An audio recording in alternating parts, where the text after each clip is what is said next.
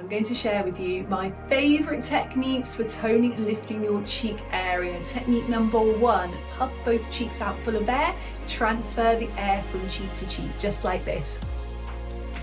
You can use a hand here to smooth any little lines that may be created. Technique number 2, hold the cheeks full of air, use a hand here and tap. 30 seconds on one side, 30 seconds on the other side. Number 3, we're going to bring our lips in, lift our lip corners up, use our fingers to smooth any lines here, really feel the cheeks lifting.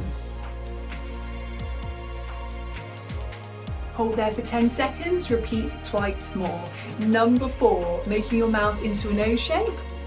Go from the O shape to the smile shape, still wrapping lips around teeth and back again. Part 2 of the exercise, index finger here, scooping the jaw back. And back down.